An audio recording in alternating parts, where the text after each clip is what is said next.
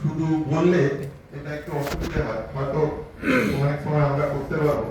সহজ পরীক্ষাগুলো সত্যি সত্যি আমরা বলতে পারবো যে আপনারা যখন আসবেন একটু নর্দমার জল নিয়ে আসবেন, একটু ওই রান্নাঘরে হাত ধুয়ে যেটা ফেলে দিচ্ছে জলের একটু স্যাম্পল আনবেন, কি আছে ছোট ছোট টেস্ট করে বোঝা যায়, খুব বিরাট কিছু লাগে। খুব সূক্ষ্মভাবে করতে গেলে নিশ্চয়ই বিরাট কিছু লাগে, কিন্তু ওই জলটা খাওয়া যায় কি যায় না এটা বলে দেওয়া যায়। কতটা আছে বলা না গেল, কিছু খারাপ জিনিস আছে এটা বলে দেয়। তো এখানে এই যে দুটো জিনিসকে এক জায়গায় করা হয়েছে, আইন আইন আর তার সঙ্গে বিজ্ঞান। তো আইনের সঙ্গে শুধু বিজ্ঞান কেন, সাহিত্য টাইত্যের তো যোগ হতে পারত। বিজ্ঞানটা কেন এলো সেইটা বোঝার একটা একটা প্রেক্ষিত আছে, তো সেইটা একটুখানি বলি। আর তার জন্য একটু বিশ্বজিৎ বাবুর কাছে ক্ষমা চেয়ে নিচ্ছি, একটু আইন নিয়ে বলতে হবে, যদি ওটা আমার বিষয় নয়। তুমি কি বসে বললে ভালো হবে? তো যে কোনো আইন ব্যবস্থা, আমাদের দেশের আইন ব্যবস্থাটা দাঁড়িয়ে আছে একটা ভিত্তির উপরে, সেটা হচ্ছে যে কেউ একটা দোষ করলে তাকে শাস্তি দেয়। তো শাস্তির ব্যাপারটা যেহেতু আছে, তাহলে দোষ হয়েছে কিনা বুঝতে হবে, আর দোষ হলে কিরকম দোষ হয়েছে, তার জন্য কতটা শাস্তি এটা বুঝতে হবে। এটার জন্য আমাদের এই বিশ্বজিৎ যেরকম বললেন কোডিফিকেশন, অর্থাৎ আইন আছে এই ধরনের, যদি কোনো আইন ভঙ্গ হয় তাহলে এই ধরনের শাস্তি, ওই ধরনের আইন ভঙ্গ হলে ওই ধরনের শাস্তি। এখন এইটা যদি শুধু এইটা হতো তাহলে আমাদের এখানে আলোচনার দরকার হতো, কিন্তু এবারে আমাদের আইন ব্যবস্থায় পরিবেশের ব্যাপারটা যোগ হয়ে গেছে। মানে একজন আরেকজনকে ঘুষি মারলো, একজন আরেকজনের দরজা ভেঙে দিয়ে তার খানিকটা জায়গা দখল করে নিল, এই অপরাধগুলো এটা চোখের সামনে ঘটছে, আমরা বুঝতে পারছি। তার জন্য কি আমি জানি কি করতে হবে, গিয়ে বলবো হুজুর আমার বাড়িতে ঢুকে গেছে, আমার জায়গা ও দখল করেছে, বা ও আমাকে মেরেছে, এটা খুব অন্যায় কাজ করেছে।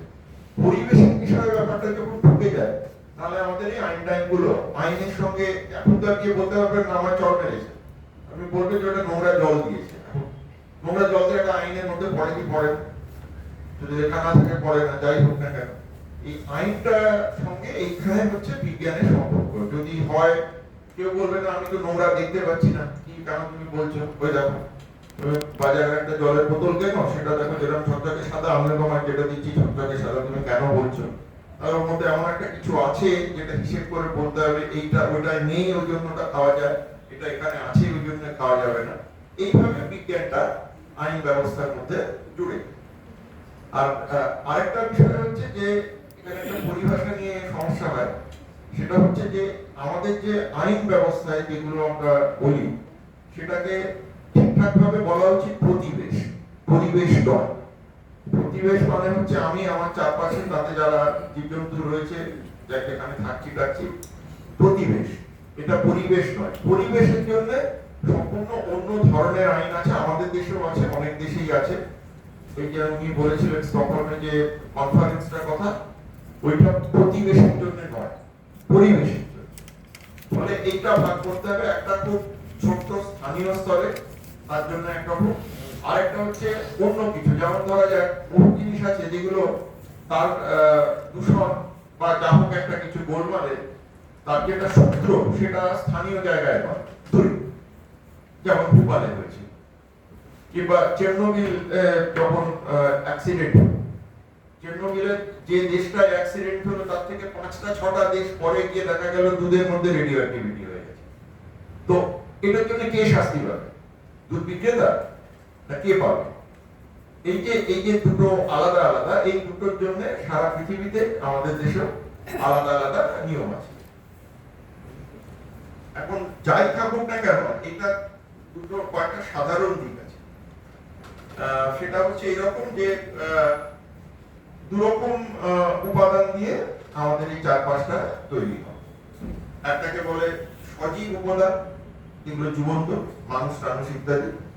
আরেকটা হচ্ছে অজৈব, যেগুলো জীবন্ত জিনিস নয় কিন্তু সেগুলো আমাদের কাজে লাগে এবং আমাদের ভালো মন্দ দুটোই করে।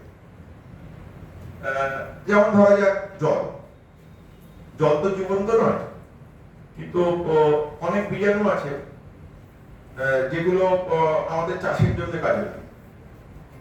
তো আবার কলেরারও বীজাণু আছে, তো এর মধ্যে একটা আমাদের ক্ষতি করে, একটা আমাদের লাভ করে। বিচার মানে খারাপ এরকম নয়। তো সেটাকে বোঝার জন্য একটা ভেরিয়েশন করতে হবে, আমাদের খুঁজে বের করতে হবে কোন জিনিসটা কতটা থাকলে এই কোন জিনিসটা কতটা কতক্ষণ ধরে আছে, এইখানে বিজ্ঞানটা যুক্ত হয়। আর এইখানটা এই যে বিজ্ঞান থেকে যেগুলো পাওয়া যায়, যখন কেউ আমরাও যখন বিভিন্ন সময় আদালতে মামলা করতে যাই, বলি যে এটা হয়েছে, ওই যেমন যে মামলাটা করা হয়েছিল যে সিলিকোসিস, গুঁড়ো গেছে, বালির গুঁড়ো গিয়ে ফুসফুসে গিয়ে গোলমাল করছে, কতটা গেলে হবে, কিরম গোলমাল হবে, কতটা ক্ষতি হবে, সেই অনুযায়ী ক্ষতিপূরণটা নির্ভর করবে। তো এইরকম এইটা হচ্ছে বিজ্ঞানের সঙ্গে আমাদের আইনের মধ্যেকার সম্পর্ক। আর ভারতের আইন ব্যবস্থার একটা মূল ব্যাপার হচ্ছে যে সেটা প্রিসিডেন্স বেস। তার মানে হচ্ছে দেখবেন ওই সব রায়তেই জজ সাহেবরা যখন লেখেন তখন বলেন যে আমি রায়টা দেওয়ার জন্য এই তিনটে রায়ের উপর নির্ভর করেছি, মানে এই পার্টির সঙ্গে ওই পার্টির যেটা মামলা হচ্ছিল তাতে মাননীয় সুপ্রিম কোর্ট রায়ে এই বলেছে, ওই পার্টির সঙ্গে ওই পার্টির মামলা হচ্ছিল, মাননীয় সুপ্রিম কোর্ট এই বলেছে। আমার যে কেসটা সেটা বিচার করার সময় ওই যে মাননীয় কোর্ট ওই যে দুটো বলেছিলেন ওই দুটোর কথা মাথায় রেখে আমি আমার রায়টা দিই, যেটাকে প্রিসিডেন্স বেসড বলে। এটার একটা অসুবিধা হচ্ছে যে আগে যদি না হয়, প্রথমবারের কেস যদি হয় কি হবে, তাহলে কি বিচার পাওয়া যাবে না? তো এখানেও বিজ্ঞান খানিকটা উপকারে আসে। বিজ্ঞান বলে আগে হয়নি তার কারণ আগে মাপা হয়নি, এখন হচ্ছে কারণ আমি এখন মাপতে পেরেছি, এখন আমি মেপে যেটা বলছি সেটার উপরই হবে, আগে হয়নিটা এখানে কোনো বিচার্য বিষয় হতে পারে না। এইভাবে বিজ্ঞান এখানে আইন ব্যবস্থাকে সাহায্য করে। আরেকটা সমস্যা আছে, এই পরিবেশ ব্যাপারটা আইনের মধ্যে যাওয়াতে সাধারণভাবে আমাদের যে বিচার্য বিষয়গুলো সেগুলো বিচারটা করার ক্ষেত্রে যেভাবে চলে, পরিবেশের ক্ষেত্রে অনেক সময় সেটা করাটা কঠিন হয়ে যায়। প্রথমত হচ্ছে একটা পরিবেশ সংক্রান্ত একটা মামলায় একটা ব্যক্তি মানুষের স্বার্থ যোগ থাকতে পারে, আরেকটা হতে পারে অনেকগুলো জনগোষ্ঠীর স্বার্থ যোগ থাকতে পারে। আমার ক্ষতি হচ্ছে না, একটা কিছু হচ্ছে, ধরা যাক এমন একটা কারখানা হচ্ছে যেখানে উপকারটা আমি পাচ্ছি, কিন্তু ওই কারখানাটা ধরা যাক পাটকে নষ্ট করে দিচ্ছে। ওখানে একটা জায়গা ছিল যেখানে পাট পচিয়ে ওখান থেকে ফাইবার গুলো বের করা, সেই কমিউনিটিটা নষ্ট হয়ে গেল, আমার কোনো ক্ষতি হলো না, কিন্তু ওই কমিউনিটিটা ক্ষতি হলো। তারা যখন যাবে আদালতে তারা একটা বিশেষ ভাবে যাবে, আমার যদি ক্ষতি হতো আমি যখন যেতাম আমি একটা বিশেষ ভাবে যেতাম। এইগুলো হচ্ছে পরিবেশ সংক্রান্ত বিষয়টাতে কতগুলো সমস্যা আছে। তো এইগুলো খেয়াল রাখা দরকার। মানে সাধারণভাবে আইন ব্যবস্থায় যেরকম হয়, আমাদের অন্যান্য যেগুলো সাধারণভাবে দেওয়ানি বা ফৌজদারি মামলা বলে, তার সঙ্গে পরিবেশ সংক্রান্ত যে মামলাগুলো তার একটা অসুবিধে আছে। অসুবিধার একটা দিক হচ্ছে আইনগত, আরেকটা দিক হচ্ছে এখানে যে জিনিসগুলো সাধারণভাবে আমাদের কোর্টের ভাষায় বলে জাস্টিসেবল ম্যাটার নয়, অর্থাৎ কোর্টে গিয়ে ওটার সমাধান পাওয়া যাবে না, বিজ্ঞান থেকে কতগুলো আমরা তথ্য জোগাড় করে সেই তথ্যগুলো সাজিয়ে যদি মামলা করি, সেটা সাধারণভাবে অনেক ক্ষেত্রে ওটা justiciable matter before the court of law মনে না হলেও এই বিশেষ ক্ষেত্রে আমাদের এই যে সাক্ষ্যগুলো আমরা দিয়েছি সেটার জন্য অনেক সময় হয়। আর এটার জন্য কি দরকার, এটা করতে গেলে তো আইন ব্যবস্থার মধ্যে একটা এই স্পেশালাইজড নলেজ গুলো থাকতে হবে, যে আমি যেটা বলছি সেটা ঠিক বলছি, আমি যেটা বলছি এই মামলার জন্য সেটা গুরুত্বপূর্ণ, এই মামলার জন্য সেটা প্রাসঙ্গিক, এগুলো বুঝতে হবে। এই জায়গাতে বিজ্ঞান এবং প্রযুক্তি এইটা আসে। এখন এটা শুনলে মনে হতে পারে যে আমি খুব আমার বিষয়টাকে জাস্টিফাই করবো বলে আমি বলছি, ব্যাপারটা এরকম নয়। আমাদের যেটাকে ক্রিমিনাল জাস্টিস বলে, খুব খারাপই এই সমস্ত ব্যাপারে, ক্রিমিনাল জাস্টিসে যেটা ফরেনসিক বলা হয়, অপরাধ বিজ্ঞান, সেটার ব্যবহার বহুদিন ধরে আছে। একজন গুলি খেয়ে মারা গেছে, আর একটা রিভলভার আমার কাছে পাওয়া গেছে। এখন যিনি মারা গেছেন তার বাড়ির লোক কেস করেছে যে ওই যে লোকটা ওর কাছে বাড়িতে রিভলভার পাওয়া গেছে, ওই রিভলভার দিয়ে গুলি করেছে। কি করে বোঝা যাবে? ফরেনসিক টেস্ট করে বোঝা যায় তার কতগুলো একদম মানে সুন্দর কতগুলো ধাপ রয়েছে। ওই ধাপ থেকে বোঝা যাবে যে গুলিটা দেহে পাওয়া গেছে সেই গুলিটা যে রিভলভারটা দেয়া হচ্ছে এই রিভলভার থেকে ওই গুলিটা বেরোতে পারে কিনা। এটা এটা এটা করা যায়। এবং এখন যারা করেন, যারা ক্রিমিনাল জাস্টিস করেন, তারা তো বলেন যে আচ্ছা ঠিক আছে ফরেনসিক রিপোর্টটা দাও, আগে তো এইটা প্রমাণিত হচ্ছে ওই লোকটা ওই রিভলভারটা থেকে। তো এইটা ফরেনসিক সায়েন্স অনেক দিন ধরে বিচার ব্যবস্থাকে সাহায্য করে আসছে। এটাকে ইনফ্যাক্ট এটা এটা একটা অন্যতম স্তম্ভ। যে কারণে আমাদের একটা স্টেট ফরেনসিক ল্যাবরেটরি আছে, যাদেরকে দায়িত্ব দেওয়া আছে এরকম কেস হলে সেখানে যাবে, তারা ওইগুলো করে বলে দেবে যে যে জিনিসটা বলা হচ্ছে এই জিনিসটা বৈজ্ঞানিকভাবে হওয়া সম্ভব নাকি সম্ভব না।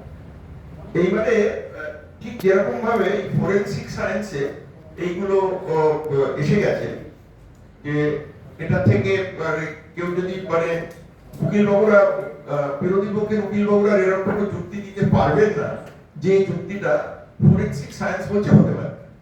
এরকম কোনো যুক্তি কোর্ট অফ দি লর কাছে আর বিচার্য বিষয় থাকবে।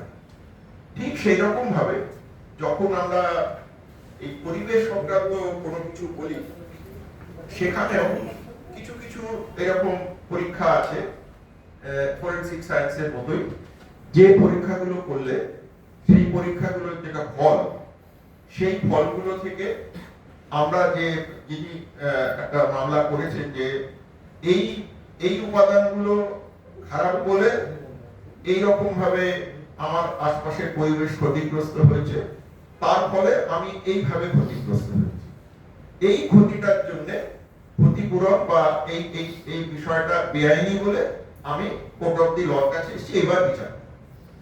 ফরেনসিক সায়েন্স ঠিক যেরকম বলে সেরকম। এইটা করার জন্য যেমন আমি বলছিলাম যে আমাদের রাজ্যেই আছে স্টেট ফরেনসিক ল্যাবরেটরি, তেমনি রাজ্য এবং কেন্দ্রীয় স্তরে আমাদের এরকম কতগুলো সংস্থা আছে যারা কোনো রিপোর্ট দিলে সেই রিপোর্টের মান্যতা মেনে নেওয়া। যেমন কিছুক্ষণ আগে বললেন আমাদের বলার সময় বললেন যে ওই supreme court Kuldeep Singh, justice Kuldeep Singh বলেছিলেন তোমরা কাজটা ঠিক মতো করছো কি ওই জন্য নিরিকে আমি বলছি, নিরি ওটা তদারক। নিরি হচ্ছে ওরকম একটা সংগঠন কেন্দ্রীয় সরকারের, যাদের এরকম কোনো কিছু বলার সেটা সুপ্রিম কোর্ট মেনে নেবে। এবং এই যে দুজনের মধ্যে মামলা হচ্ছে সেটা সরকার পক্ষ এবং বিরোধী পক্ষ, বিরোধী পক্ষ মানতে বাধ্য থাকবে। তার কারণ হচ্ছে তাদের মান্যতাটা শুধু কোর্ট অফ দ্য লর কাছেও নয়, সামাজিকভাবে এবং বৈজ্ঞানিক জগতে সেটা প্রতিষ্ঠিত হয়েছে। ভারতে এরকম আছে কেন্দ্রীয় দূষণ নিয়ন্ত্রণ পর্ষদ, তাদের ল্যাবরেটরি আছে, ওদের যেরকম ছিল। সরকারি প্রতিনিধি হচ্ছে ইন্ডিয়ান ব্যুরো অফ স্ট্যান্ডার্ড, সেটা একটা। এইবারে সমস্যাটা আসছে যেটা আগের ক্ষেত্রে যেটা বললাম ফরেনসিকের ক্ষেত্রে ওই সমস্যাটা নেই, এই ক্ষেত্রে একটা বড় সমস্যা আছে।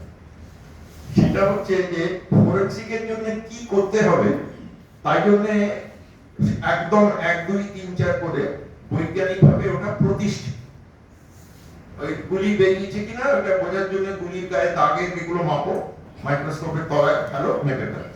এবার যে বোর্ডটা আছে সেটার মধ্যে দেখো দেখো ওটা ম্যাচ করে কিনা। এটা যদি ডান দিকে ঘোরে আর এটা যদি এরকম বাঁ দিকে ঘোরার হয় তাহলে এটা না। এই যে পদ্ধতিগুলো, এই পদ্ধতিগুলো একদম ফিক্সড। যেই মাপো, আমি মাপি, আমার বিরোধী পক্ষ মাপো, তৃতীয় একজন মাপো, রেজাল্টটা হবে এক। এইটা কিন্তু পরিবেশ সংক্রান্ত নানা ধরনের যে উপাদানগুলো সেইগুলো মাপামাপির ক্ষেত্রে অনেক ধরনের সমস্যা আছে। সেই সমস্যার প্রথমটা আমি বলি যেটা অ্যাডমিনিস্ট্রেটিভ সমস্যা, সেইটা বলার পরে আমি বৈজ্ঞানিক সমস্যাগুলোতে যাব। অ্যাডমিনিস্ট্রেটিভ সমস্যা হচ্ছে এই যে বললাম যে আমাদের ধরা যাক Indian Bureau of Standard, Indian Bureau of স্ট্যান্ডার্ডে যারা রয়েছে তারা সব বড় বড় পদাধিকারী, তারা বিশিষ্ট বিজ্ঞানী, কোনো সন্দেহ নেই। কিন্তু তাদেরকে যে তারা কেউ নির্বাচিত না, তারা সবাই হচ্ছে মনোনীত।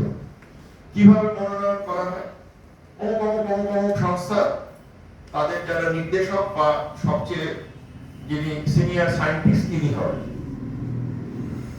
তো এবারে ধরুন এখন যারা রয়েছে, এখন একজন মনোনীত হচ্ছেন নাগপুর আইআইটি ডিরেক্টর, কিছু বলার নেই, নাগপুর আইআইটি ডিরেক্টরের অন্য যা আইআইটি ডিরেক্টরের যা কোয়ালিফিকেশন তারও তাই থাকতে হবে।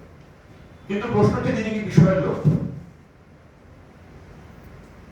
এখন যদি ফরেনসিক সায়েন্সের জন্য যদি আমাকে বলে তুমি ডিরেক্টর হও, তো আমার পক্ষে সম্ভব নয়। এইরকম 7-8 জন আছে, এই মুহূর্তে যারা আছেন তারা প্রত্যেকেই নিজ নিজ বিষয়ে যথেষ্ট শিক্ষিত দিকপাল ব্যক্তি, কিন্তু এই বিশেষ বিষয়ে তাদের দক্ষতাটা প্রমাণিত। আমি একটা উদাহরণ দিই, আমি এর আগে যেখানে চাকরি করতাম বসু বিজ্ঞান মন্দিরে আপনারা জানেন যে গোটা 5-6 ডিপার্টমেন্ট আছে, সবগুলো পরিবেশ সংক্রান্ত বিষয়ের সঙ্গে যুক্ত নয়, সরাসরি যুক্ত নয়। তো তার নির্দেশক এক সময় এই ব্যুরো অফ স্ট্যান্ডার্ডে মনোনীত হয়েছিল। এখন তার যে বিশেষত্ব, তার যে মানে যে ক্ষেত্রটা ছিল, সেই ক্ষেত্রটা পরিবেশের সঙ্গে খুব মানে দূরতম সম্পর্ক আছে। এবারে প্রশ্ন হচ্ছে স্ট্যান্ডার্ডটা তৈরি করার সময় তো তিনিও ইনপুট দেবেন, তার বক্তব্য তো একই রকম ভাবে থাকবে। তার পক্ষে সবচেয়ে সহজ উপায় হচ্ছে খুঁজে বের করা, ইন্টারনেটের যুগে কোনো অসুবিধে কিছু নেই। অন্যান্য দেশে কি হচ্ছে দেখো, অন্যান্য দেশে কি বলছে আমাদেরটা দেখো। দুর্ভাগ্য হচ্ছে অন্যান্য দেশেও একই হয়, অন্যান্য দেশেও যারা আছে তারা মনোনীত সদস্য, তাদেরও একই সমস্যা। কারণ আমাদের এই যে বোর্ডের কনস্টিটিউশন, এইটা আমরা তো নিজেরা ভেবে বের করিনি, আমরা অন্য জায়গা থেকে অনেকটা নিয়েছি।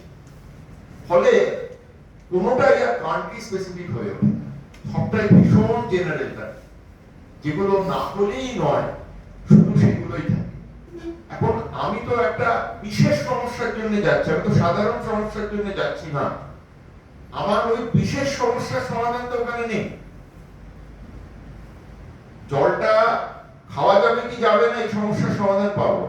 আমি যদি বলি এটা ঠিক আছে, আমি 15 বছর খাওয়ার পরে আমার এই অসুবিধাটা হয়েছে, সেটাও তো হওয়ার কথা নয়। খাবার জল আজীবন খাওয়ার জল থাকে, সারা জীবন ওটা আমার খাওয়ার কথা, কিছুই হওয়ার কথা নয় পানীয় জল থেকে। এই সমস্যাগুলো কিন্তু রয়ে যাচ্ছে। অর্থাৎ এই যে সুপ্রিম কোর্ট বলছেন যে ওরা বাধ্য হন, কারণ ওদের তো যদি কোর্ট অর্ডার দেয় যে তুমি নিরিখ থেকে রিপোর্ট নিয়ে এসো, ওরাও নিরিখে লিখে পাঠাবে, নিরি রিপোর্ট দেবে, স্যাম্পল পাঠাবে, যা দেবে দেবে। কিন্তু প্রশ্ন হচ্ছে এইটা হচ্ছে বৈজ্ঞানিক সমস্যা, যে যে প্রক্রিয়াটা নিয়ে আমি আমার পরীক্ষাগুলোকে ডিজাইন করছি, সেই ডিজাইনের মধ্যে সমস্যা রয়েছে। জিনিসটায় কোনো সমস্যা নেই, ওটা ঠিকভাবে মাপা যেত, ওটা ঠিকটা বের করা যেত যদি আমি অন্য আরেকটা পদ্ধতি নিতাম। আমাদের দেশের বর্তমান আইন অনুযায়ী ওই অন্য পদ্ধতি নেওয়ার কোনো আইনগত যোগ্যতা আমাদের আর কারণ নেই। আমি আস্তে আস্তে আসবো। এছাড়া আরেকটা বড় সমস্যা আমাদের দেশে, অন্তত বিদেশে তো আছে, বিদেশেও আমি দেখলাম যে এফডিএ তে যেটা রয়েছে সেখানে একজন বড় হচ্ছে ডুপো, যার বিরুদ্ধে লক্ষ লক্ষ কেস চলছে। আমাদের এখানে আছে আদানি গ্যাস, এই যে কমিটিটা বললাম, সেই কমিটির একজন রিপ্রেজেন্টেটিভ হচ্ছে আদানি গ্যাসের সিইও। আর একটা আছে কনজিউমার, এটার নাম হচ্ছে Consumer Education and Research Centre. বিশ্বজিৎবাবু এদের নাম শুনেছেন নাকি? কনজিউমার এডুকেশন রিসার্চ সেন্টার প্রচুর মামলা করেছে, প্রচুর মামলা করে, প্রচুর মামলা করে, প্রচুর মামলা করে। মামলা করার জন্য ওরা যে টাকাটা পায়, সেই টাকাটা দেয় সিএসআর, অর্থাৎ কর্পোরেট সোশ্যাল রেসপন্সিবিলিটি থেকে। আদানির বিরুদ্ধে যাতে কোনো কেস না হয় তাই জন্য তারা মামলাটা করে। দুটো কেসে ধরা পড়েছে বম্বে হাইকোর্টে, যে ওটা একটা বায়াস কেস বলে বম্বে হাইকোর্ট নেয়। আর এইটা হচ্ছে এটা একটা সমস্যা, যেটা বিজ্ঞান ঠিক নিজের মতো বিজ্ঞানের মতো ঠিক চলতে পারে না। বিজ্ঞানটা আবার অন্য কিছু দিয়ে সেটা দিয়ে তারা পরিচালিত করে। তো এইগুলো মেনে নিয়ে আমরা এই বৈজ্ঞানিক পদ্ধতিটা বলছি। আরেকটা হচ্ছে যে এই দূষণ সম্পর্কে কিন্তু আমাদের যে ধারণা, এই ধারণাটা প্রায় প্রতি সপ্তাহে বদল হয়ে যাচ্ছে। এখন সারা পৃথিবীতে এত বেশি গবেষক এত দীর্ঘদিন ধরে এবং এত বিভিন্ন দিক থেকে এই বিষয়টি নিয়ে গবেষণা করছে। আগে দূষণ সম্পর্কে আমাদের যা জ্ঞান ছিল বা দূষণ বলতে আমরা যা বুঝতাম তার তুলনায় আমাদের জ্ঞান সত্যি সত্যি প্রতি সপ্তাহে পরিবর্তিত হচ্ছে।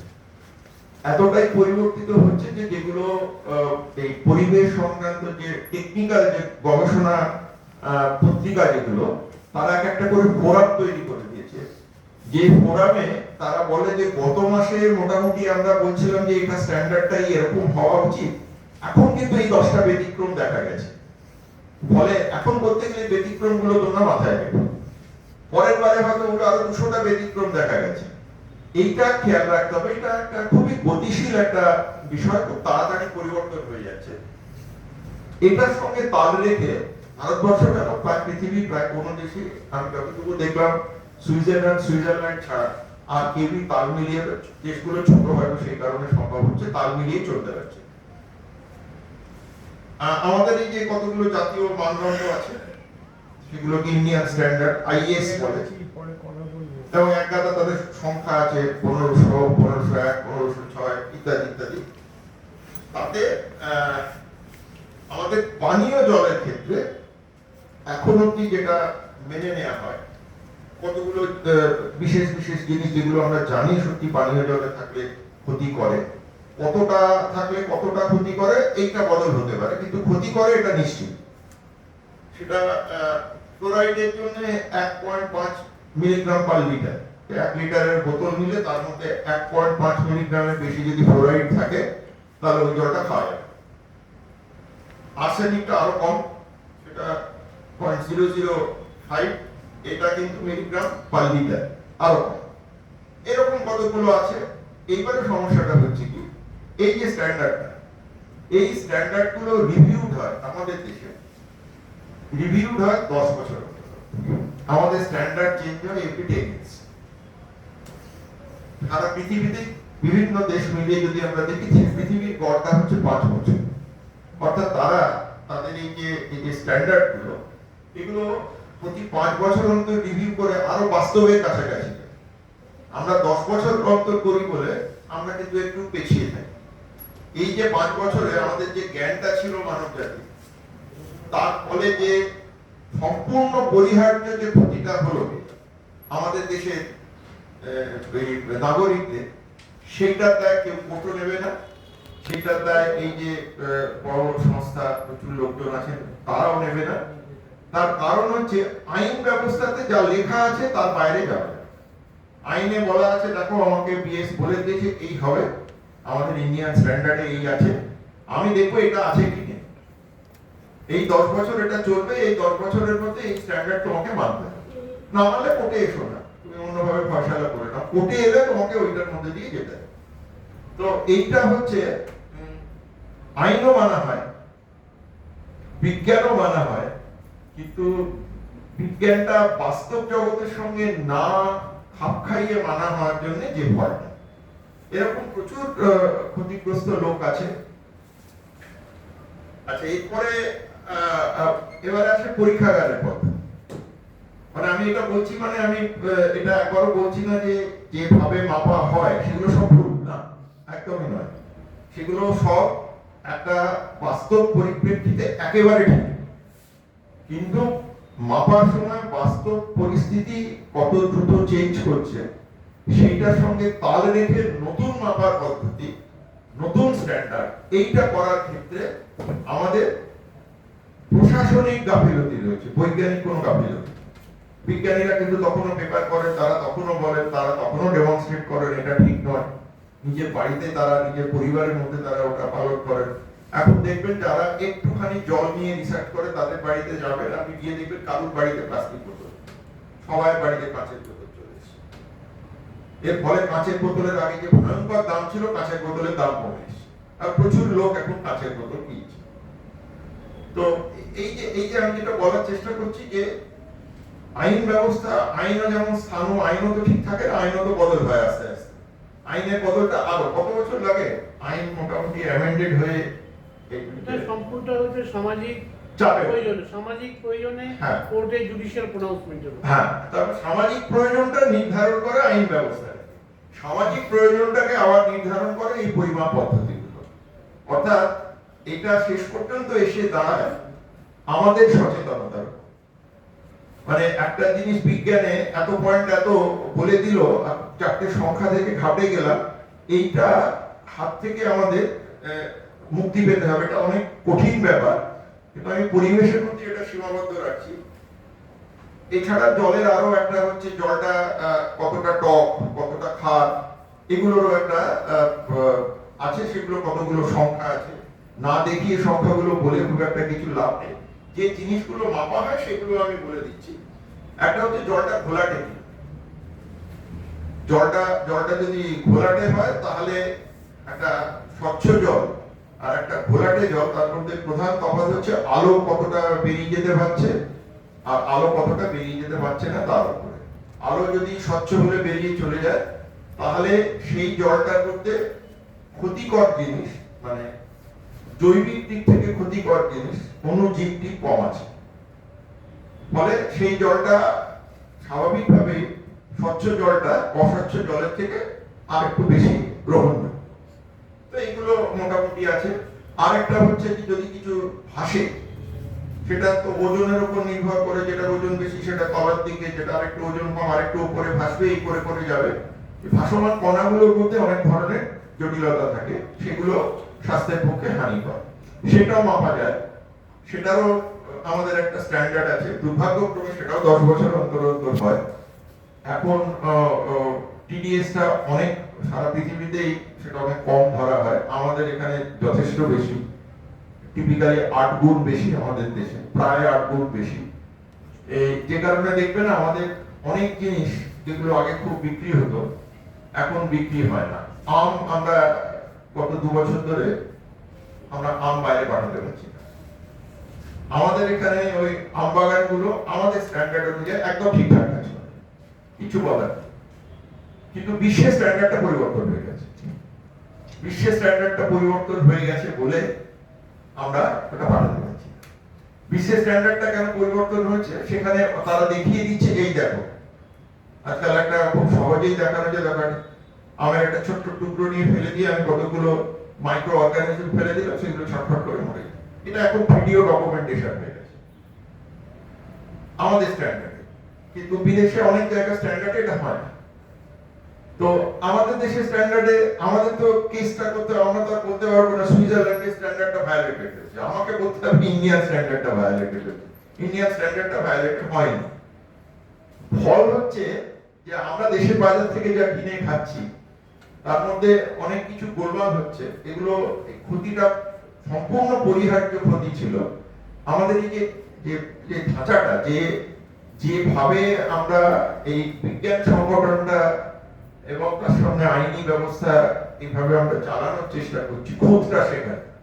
আমাদের এখানে বিজ্ঞানীদের বিরুদ্ধে কিছু বলার নেই, তাদের কম্পিটেন্স নিয়েও কিছু বলার নেই, মাপার পদ্ধতি বা দক্ষতা কোনোটা নিয়ে কিছু বলার নেই। যেটা নিয়ে বলার আছে সেটা হচ্ছে ওই যে স্ট্যান্ডার্ড অর্গানাইজেশন গুলো, যেগুলো সবাই মনোনীত ব্যক্তি, তাদের সবাই পদাধিকার ছাড়া আর বিশেষ কিছু কোয়ালিফিকেশন নেই। I am sorry to say, এটাই সত্যি। আজকে আপনারা বাড়ি গিয়ে যাদের ইন্টারনেট আছে গিয়ে দেখবেন এখন ইন্ডিয়ান স্ট্যান্ডার্ডের কারা কারা মেম্বার, তাদের কোয়ালিফিকেশন তাহলে বুঝতে পারবেন। এখন তো সব পাবলিক হয়ে গেছে, এখন তো দেখা খুব সোজা। তো এইটা একটা দিক। আর ঠিক জল যেরকম বলছিলাম বাকিগুলো সেভাবেই করা যায়। সাধারণভাবে কয়েকটা সূচক আছে, জলের কয়েকটা গুণমান সূচক আছে। সেটা সিপিসিবি যেটা বললে, কেন্দ্রীয় পলিউশন নিয়ন্ত্রণ, সিপিসিবি মানে সেন্ট্রাল পলিউশন কন্ট্রোল বোর্ড, তারা একটা বৈজ্ঞানিক পদ্ধতি ব্যবহার করে। বৈজ্ঞানিক পদ্ধতিটা ঠিক, পদ্ধতিটাকে বলে যে ওয়েটেড এরিথমেটিক ইনডেক্স, মানে একটাতে এত রকম আসছে, তো এটা জলে, ওইটা হয়তো ওজন, এইটা হয়তো রং, ওইটা হয়তো তাপমাত্রা, ওইটা হয়তো চাপ, প্রত্যেকটার সঙ্গে প্রত্যেকটার কোনো মিল নেই। এই সবগুলো এক জায়গায় করে জলটা সত্যি খাওয়া যাবে কিনা করবো কি করে, কতগুলো তো একসঙ্গে বলা যাবে না, বোতলের গায়ে যদি লিখতে হয় তাতে এতখানি জায়গা নেই। সেই জন্য এই সবগুলোকে এক জায়গায় করে একটা গড় করার পদ্ধতি আছে, সেটা রাশিবিজ্ঞান সম্মত, এইরকম আমরা অনেক জায়গায় ব্যবহার করি। তো সেই রকম একটা পদ্ধতি ব্যবহার করে এটা একটা করে নেন যে 0 হলে 100% খাওয়া যায়, 100 হলে একেবারেই খাওয়া যায়। এর মাঝামাঝি যে মানগুলো আছে সেগুলো বিভিন্ন মাত্রায় খাওয়া যেতে পারে। তো এইটার সুবিধা হচ্ছে কি, যে আমি একটা জায়গায় জল নিলাম, জল নিয়ে দেখলাম সেটা 15, আরেক জায়গায় জল নিলাম সেটায় দেখলাম যে 75। তো আমি শ্রেণী বিভাগ করে বলতে পারবো 75-এর দিকটায় আমাকে এখন পাবলিক হেলথ ইঞ্জিনিয়ারিং কে বলতে হবে ওটা 75টা ভীষণ খারাপ। এবার ধরা যাক, কথার কথা বলছি, আমাদের দেশে ওইটার মানটা হচ্ছে 10, তাহলে আমি জানি 15টাতে সামান্য একটুখানি এদিক ওদিক করে ওটা 10-এ নেবে, 75টায় অনেক করতে হবে। ফলে 75-এ আমাকে ওই যেখানে 10 আছে সেখানকার জল নিয়ে গিয়েই সাপ্লাই করতে হবে, ওখানকার জল খাওয়া যাবে যতক্ষণ না ওটাকে আমি কমাতে পারছি। এই সরকারি পলিসিগুলো করতে সুবিধা।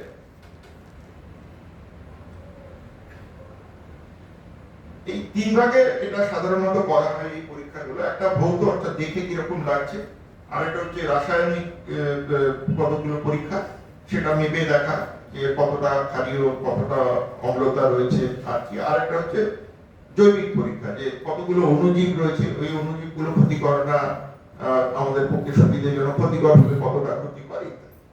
তো এই সব পদ্ধতিগুলো আছে, তো এইগুলো সহজেই মাপা যায়। যদি কখনো ওয়ার্কশপ হয় ছোটখাটো যন্ত্র দিয়ে সত্যি দেখানো যায় কি ক্ষতি হয়। তো ওই যে বললাম, একটা হচ্ছে পিএইচ, অর্থাৎ যেটা বলে যে অম্লতা কতটা ক্ষারীয়তা কতটা, এটা সাধারণত যেটা এইটা সারা পৃথিবীর সঙ্গে আমাদেরটা মেলে 6.5 থেকে 8.5, এই যে রেঞ্জটা, এইটা হচ্ছে মোটামুটি ঠিক আছে।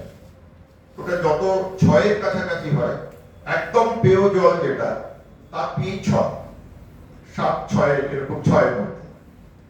তার থেকে বেশি হলে একটু ক্ষারের দিকে, তার থেকে কম হলে একটু অম্লের দিকে। এবার কতটা কম সেটা ওই এক ধাপ হলে 5, আরেক ধাপ হলে 4, আর আরেক ধাপের অর্ধেক হলে 4.5, তেমনি উল্টো দিকেও তাই 7, 7.5, 8, 8.5। এটা তো পিএইচ পেপার দিয়ে পিএইচ পেপার দিয়ে তুমি বুঝতে পারবে অম্লটা খা। আরেক ধরনের সফিস্টিকেটেড পিএইচ পেপার আছে, সেটা বলে দেবে। তো মেপেছিলাম আমরা, মনে আছে আমরা রেহালাতে গিয়ে মেপেছিলাম, সেটা বলে দেয় যে ওই 0.5টাই বলতে পারে, তার বেশি বলতে পারে। আর এই দ্রবীভূত এইটা মাপতে গেলে বেশ কঠিন আছে, এটার জন্য ল্যাবরেটরি লাগে। এটা আমরা ওই যে পকেটে পিএইচ পেপার নিয়ে চট করে মেপে বলে দিতে বললাম, ওটা করা যাবে না। এবং এখানে জলগুলোর নমুনা সংগ্রহ, ওটা আমি পরে আসছি, ওটা একটা খুব গুরুত্বপূর্ণ। তো কঠিন পদার্থ করা যায়। এখন কতগুলো ছোটখাটো মিটার বেরিয়েছে, মানে খুব একটা মিটার দেখেছি আমি জলের মধ্যে বসিয়ে যায়, পিএইচ মিটার। না ওটা তো পিএইচ মিটার না, হ্যাঁ ওগুলো কতগুলো, হ্যাঁ ওটাই বলছিলাম কতগুলো ওই প্রেসার গ্রেডিয়েন্ট দিয়ে এগুলো ছোটখাটো বেরিয়েছে। ওতে তুমি কিছু দূর অবধি বলতে পারবে, মানে খুব বেশি কিছু বলতে পারবে, কি আছে বলতে পারবে না। আমি বিদেশিদের দেখেছি এখানে অনেক সময় ওই গ্লাস বা বোতলের মধ্যে ওটাকে দিয়ে দেয়, দিয়ে তারপর প্রেসার দিতে হয়, প্রেসার দিয়ে দেয়। হ্যাঁ ওগুলো স্ট্যান্ডার্ড, থার্মোমিটারের মতো। ওগুলো পোর্টেবল। কিন্তু ওটার একটা সমস্যা হচ্ছে, তুমি জলটা তুলে সঙ্গে সঙ্গে মাপলে যে রিডিংটা পাবে ওটা আসল রিডিং নয়, ওটা একটা কৌশল আছে তোলার। মানে চটজলদি কিছু করতে গেলে তার যে অসুবিধাগুলো আছে তাই, কিন্তু চটজলদি করে তোলার কৌশলটা কি? বলছি, আসছি আমি। তোলার কৌশলটা খুবই গুরুত্বপূর্ণ, আইনি দিক থেকে তোলার কৌশলটা খুবই গুরুত্বপূর্ণ। তো এইটা একটা। এইবারে হচ্ছে যে এরকম অনেকগুলো আছে। আর আমরা জানি যে জলের জন্য খুব খারাপ জল যেখানে, সেখানে আমরা জানি যে এমন একটা পুকুর যেখানে গরু মোষ চাষ করছে, সূর্যকার্যও হচ্ছে, আবার লোকে জল নিচ্ছে। এই জন্য গ্রামের লোকেরা খেয়াল করে দেখবেন যে গ্রামের লোকেরা যদি কলসি করে জল নিয়ে যায় বাড়ির জন্য, একটা একটু দূরে যায়, এই জলটা এরকম সরাতে শুরু করে, জলটা এরকম ভাবে শরীরে টুক করে ডুবিয়ে ওটা তুলে নেয়, ডোবানোটা উল্টো করে ডুবিয়ে তোলে। মানে এরকম ভাবে তোলে না যাতে ওই জলগুলো চলে আসে, কলার থেকে জলটা যাতে উপরে ওঠে সেটার একটা বন্দোবস্ত করে। তো এগুলো ঘরেলু পদ্ধতি তারা বের করেছে, তাদের তো আর কিছু করার নেই, ফটকিরি টটকিরি তাই এই সমস্ত করে। এইবারে প্রশ্ন হচ্ছে যে এত আমরা করছি, এগুলো ঠিক কি ক্ষতি করে, এগুলো থাকলে কি হতো,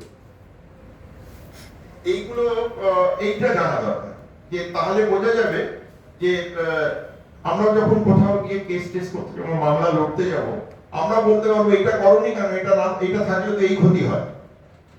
তুমি কি আমার বলতে পারবে যে এই জিনিসটা চলে নেই? আমরাও গিয়ে বলতে পারি জোরের সঙ্গে, সেটা আমাদের জানা দরকার। সেই অ্যাওয়ারনেসের জন্য বলছি, খুব যদি ঘোলাটে জল হয় তাহলে এর ফলে যেটা হয় যে রোগ বীজাণু যেগুলো ছড়ায় সেগুলো আলো দিয়ে খুব ভাবে তারা প্রভাবিত হয়। আলো যেহেতু আসতে পারে না ওগুলো থেকে, ফলে যেখানে স্বচ্ছ জল সেখানে রোগ বীজাণু থাকার সম্ভাবনা কম, যেটা যত ঘোলাটে জল সেখানে রোগ বীজাণু থাকার সমস্যা তত বেশি। অর্থাৎ জলটা ঘোলাটে কি ঘোলাটে নয় এই প্রশ্ন করাই যায়। তুমি যে জলটা বলছো জলটা সব ঠিক আছে, কিন্তু প্রশ্ন হচ্ছে তুমি কি মেপে দেখেছো যে কতটা আলো যায়, ট্রান্সমিশন কোএফিসিয়েন্টটা কত?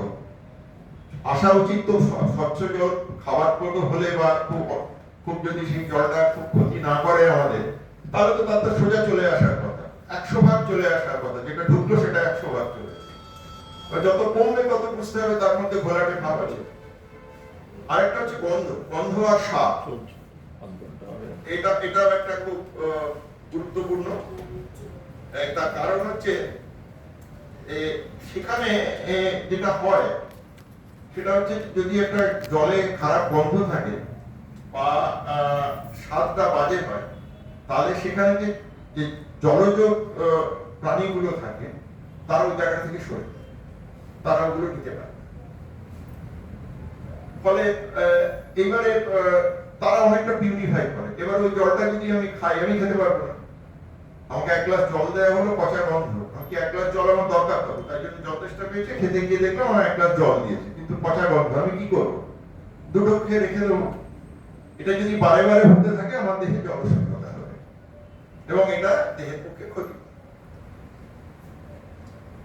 এরপরে হচ্ছে যে অনেক কিছু গোলা থাকে জলের মধ্যে।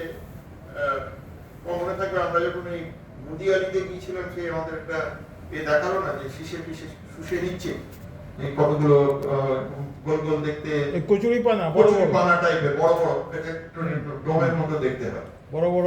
হ্যাঁ, তো এখানে অনেকগুলো থাকে। বিশেষত যদি কোনো কারখানা থাকে তার থেকে একটু আসতো, ওই যে জলটা আসে তাতে আর্সেনিক আর শিশে এই দুটো হচ্ছে থাকি। এ দুটো খুবই ক্ষতিকর, কারণ সিলিকোসিস যেরকম শুনেছে তেমনি আর্সেনোসিস এটা হয়। আর্সেনিক বেশি গেলে খুবই ক্ষতি হয়। প্রথমত হচ্ছে চামড়া, বিড়ি কিচ্ছি, ওটা দেখলেই বোঝা যায়। আপনারা আমি জানি না কজন ওই মহিলার বইটা দেখেছে, মহেন্দ্রনাথ মজুমদার, দুটো খুব ভালো কাজ করেছেন উনি, মারা গেছেন। একটা হচ্ছে আর্সেনিক নিয়ে আর একটা ফ্লোরাইড নিয়ে। তো ও দুটো বই আছে, তাতে প্রচুর ছবি দিয়ে উনি বুঝিয়েছেন যে তুমি কি করে বুঝবে, কোন ডাক্তারের কাছে যাবে তুমি কি করে বুঝবে। যে কোনো ডাক্তারের চিকিৎসাটা করতে পারে, যেমন পেশাগত রোগ যে কোনো ডাক্তার চিকিৎসা করতে পারে। আর্সেনিকের চিকিৎসা করতেন ওই ডক্টর শাহ। হ্যাঁ হ্যাঁ, উনি তো বের করেছিলেন। তারপরে আমাদের এই মাপাটা স্ট্যান্ডার্ডাইজ করেছিলেন যাদবপুর ইউনিভার্সিটি, দীপঙ্কর চক্র। এটা হতে পারে ফুসফুসের ক্যান্সার, একটা বেশি লেভেলে যদি অ্যাকিউমুলেট করে তাহলে ফুসফুসের ক্যান্সার হতে পারে। সবচেয়ে যেটা অসুবিধা হয় সেটা বাচ্চাদের, এটাই বারবার বলার চেষ্টা করছিলাম। এই যে 10 বছরের গ্যাপটা আমরা নিচ্ছি, এই 10 বছরের গ্যাপটাতে সবচেয়ে ক্ষতিগ্রস্ত হয় পরের জেনারেশন। আমার যদি 70 বছর বয়স হয়, আমি যদি এখন আমার একটা লেট পয়জনিং হয়, আমি 5 বছর বাদে মরে গেলাম, তাতে আমি 5 বছর হতে অন্য কিছু তো করতে পারতাম। কিন্তু একটা 3 বছরের বাচ্চা যার ওই অতটা আর্সেনিক পাওয়া উচিত ছিল না, এই আমাদের এই অ্যাডমিনিস্ট্রেশন, এই বিচার ব্যবস্থা, মাপা, এই আমাদের সব নিরিফিরি ইত্যাদি ইত্যাদি স্ট্যান্ডার্ড, এই সবের গোলযোগে পড়ে সেই বাচ্চাটা আরো 10 বছর ওই লোডটা পেল, 13 বছর বয়সে গিয়ে সে মৃত্যুর মুখে দাঁড়ালো। এই যে পরিহার্য ক্ষতিটা, এইটা সামাজিকভাবে মেনে নেওয়া খুব কষ্টকর। এইটা হচ্ছে সবচেয়ে বড় যে কারণে আমরা বারবার বলি স্ট্যান্ডার্ডটা প্রপারলি করতে হবে এবং এটা নিয়মিত পিরিয়ডিক এটা ইভ্যালুয়েশন দরকার। আমাদের দেশে সেই পিরিয়ডটা আনফরচুনেটলি 10 বছর 5 বছর হবে শোনা যাচ্ছে, হয়তো এখন হবে, কারণ আমাদের জিনিসগুলো রিজেক্ট করে তার একটা মূল কারণ হচ্ছে এটা যে আমাদের পিরিয়ডিসিটিটা পৃথিবীর পিরিয়ডিসিটি ডবল, সবাই 5 বছরে করে, আমরা 10 বছরে। এটা একটা শিশুদের খুব ক্ষতি হয়, সবচেয়ে হয় যে তারা রিটার্ডেটেড হয়। তারপরে এই যে বোঝাই যায় না, অনেকে বলে না যে ওর একটু কম বুদ্ধি, হয়তো কম বুদ্ধি নয়, হয়তো তার এই এই এই এই এই দূষণটা হচ্ছে, তো তাকে বারবার সাইকিয়াট্রিস্ট দেখানো হচ্ছে, সাইকিয়াট্রিক ড্রাগ দেওয়া হচ্ছে, কিন্তু কেউ তার ওইগুলো মেপে দেখে, ওই প্যারামিটার গুলো মেপে দেখে যে সত্যি তো তার এই ব্লাডে কত আছে, তার স্কিনে কত আছে, এগুলো কেউ মাপে, কারণ এগুলো মাপার কথা মাথায় আসছে না। আমরা তো জানি ওটা যোগটা করতে পারে না, ওই বয়সে সবাই যোগ করতে পারে, এই বয়সে সবাই সুন্দরভাবে ভাত মেখে খেতে পারে, ও মাপছে যাচ্ছে, হাত দিয়ে পড়ে যাচ্ছে, ও রিটার্ডেড, দোষটা ও। আমরা দোষটা সঙ্গে সঙ্গে চাপিয়ে দিই ব্যক্তির ঘাড়ে, কিন্তু দোষটা একটা স্ট্রাকচারের মধ্যে থাকতে পারে, এইটা আমাদের মাথায় আসে না।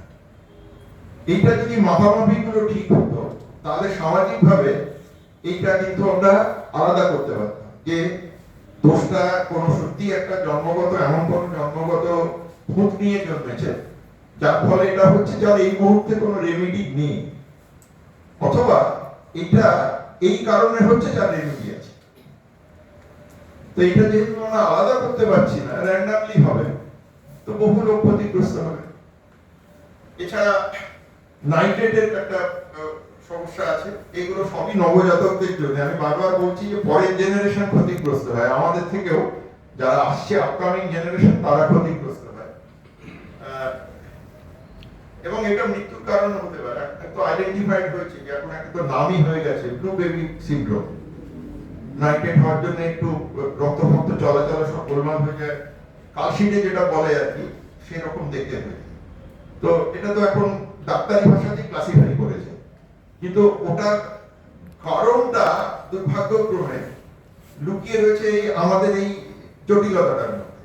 আমরা যদি স্ট্যান্ডার্ড গুলোকে ঠিকঠাক করতাম, আমরা যদি আইন ব্যবস্থার মাধ্যমে সত্যি, এই যে উনি যেমন বললেন হওয়া উচিত ছিল রেড ক্যাটেগরি, টাকা দিয়ে হোয়াইট ক্যাটেগরি করেছে। আমি তো মামলা করতে গেলে ও সঙ্গে সঙ্গে দেখিয়ে দেবে, কেন বলছো এই তো আমার হোয়াইট ক্যাটেগরি আছে, আমার জন্য কিচ্ছু হয়নি, মিটে গেল।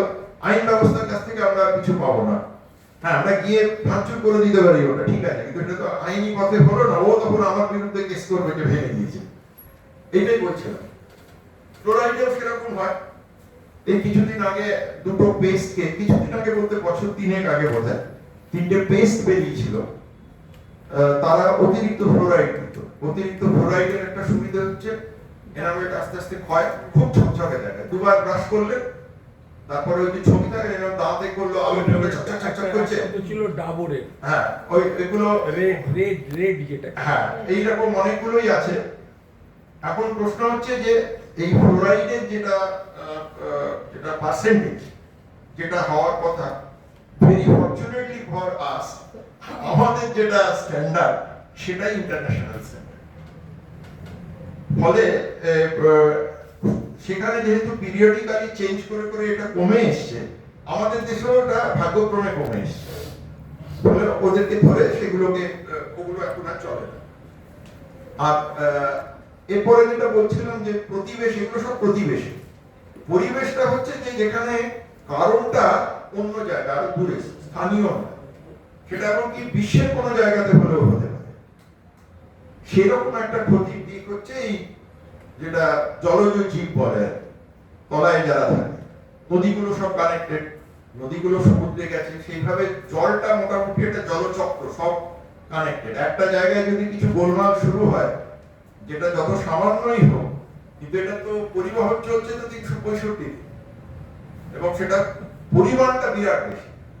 আমরা গঙ্গার জল দেখছি এতটা আসছে, কিন্তু সারা পৃথিবীতে নদী যতটা ডিসচার্জ করে সমুদ্রে গিয়ে, সেটা সংখ্যা, সেটা হচ্ছে 104 গুণ। গঙ্গা যতটা দেয়, গঙ্গা বিরাট বড়। তো আমরা এই- একটু কোশ্চেন নেব। হ্যাঁ আমি আর 2-3 মিনিট লাগবে, আমি জাস্ট এগুলো বলে আমি শুধু সম্ভাব্য ক্ষতিগুলো বলছি আর কি, যে যেগুলো বললে সেরকম বিওডি সিওডি আছে। এবার যেটা খুব ইম্পর্টেন্ট, জলের নমুনা। জলের নমুনাটা সবচেয়ে ইম্পর্টেন্ট।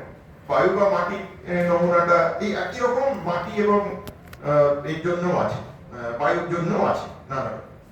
জলের জন্য যেহেতু এটা সবাই আমরা জানি যে বিওডি সিওডি ইত্যাদি, নমুনা সংগ্রহ করাটা খুব ইম্পর্টেন্ট। প্রথমত হচ্ছে যে যে জলের বিওডি আমি গিয়ে ক্লেম করবো যে আমি মেপে দেখেছি এইটা, ও যেটা বলছে সেটা আলাদা, এটা বলতে গেলে আমাকে আগে প্রমাণ করতে হবে যে আমি ঠিক যেটা যে পদ্ধতি মেনে করার কথা সেই পদ্ধতি মেনে করেছি কিনা। যদি সত্যি না করি কোন স্টেজে করিনি ওটা ধরা পড়ে, সংখ্যাটা দেখে ধরা পড়ে। প্রথমত হচ্ছে যে তার একটা নিজস্ব বোতল আছে, যে কোনো বোতল আমি নিয়ে যেতে পারবো না যে আমি একটা জলের বোতল শেষ হয়ে গেছে সেটা ভালো করে ধুয়ে আমি নিয়ে গিয়ে জল তুললাম, তাতে হবে। এটা এক নম্বর। এটা একটা একটা পদ্ধতি আছে, এটা 5 দিন রাখতে হবে, 20 ডিগ্রি সেন্টিগ্রেডে রাখতে হবে, রাখতেই হবে, নইলে এটা কোনো মানে থাকে না।